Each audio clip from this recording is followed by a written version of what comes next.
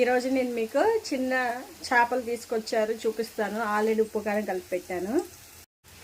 నిన్న కైకలూరు వెళ్తే ఇక్కడ చిన్న చిన్న చేపలు రోడ్డు మీద దొరికాయండి. ఇవి తీసుకొచ్చారు. ఇవన్నీ కలిపి ఈరోజు నేను కర్రీ చేస్తున్నాను అనమాట. ఇందులో ఉప్పు కారం కలిపి పక్కన పెట్టేసా. ఓకే, ఇందులో పచ్చిమిరపకాయలు, కరివేపాకు, ఉల్లిపాయలు ఫ్రై చేసేస్తున్నాను. చూసారు కదా, మన చెట్టుకి కొంచెం 4 వంకాయలు వచ్చినాయి. ఆల్రెడీ నిన్న కొన్ని తెంపాను. ఇవి అవి కలిపి చేపల కూరలో వేసి వండేద్దాం. వంకాయ చేపల కూర ఈరోజు కాంబినేషన్. ఓకే, 2 పూట్లకి సరిపోవాలని నేను ఇలా కాంబినేషన్ వేసేస్తున్నాను. వంకాయలు అండ్ చేపలు అనమాట. ఓకే, ఇవి కొంచెం బుడ్డగా ఉన్నాయి, పర్లా వేసేద్దాం. ఈ వంకాయలు కట్ చేసేద్దాం. వంకాయలు అయితే కట్ చేసేసాను. నేను ఉప్పు వేసాను కదా, కలిపేయండి, లేదంటే కండ్రెక్కిపోతాయి. కలిపేసి ఒకసారి పక్కన పెట్టేసుకోవడమే. చేపలు కూడా వేసేద్దాం. వేసేసి కలిపి పెట్టేసుకుందాం. నేను ఇందులో ఉప్పు, కారం, పసుపు వేసి కలిపి పెట్టానండి.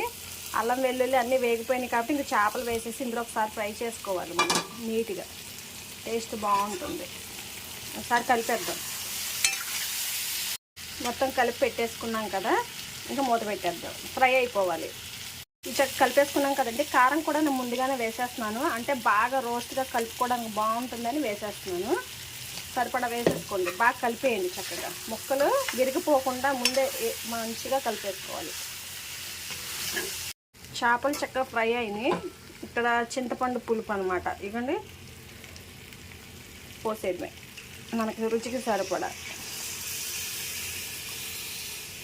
మీరు పులుపు ఎక్కువ తింటే వేసుకోండి, తక్కువ మీ ఇష్టం. మీకు ఎలా అయితే బాగుంటుందో అలా వేసేసుకోండి. కలిపేసుకోండి. ఒకసారి కలిపేసి మూత పెట్టేస్తే కూర అయిపోయినట్టే.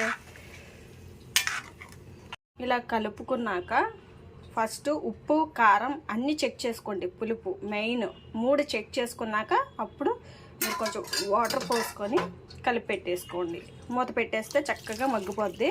దగ్గరికి ఎప్పుడైతే వస్తుందో కర్రీ అయిపోయినట్టే. ఓకేనా, ఇంకొంచెం వాటర్ పోసాను.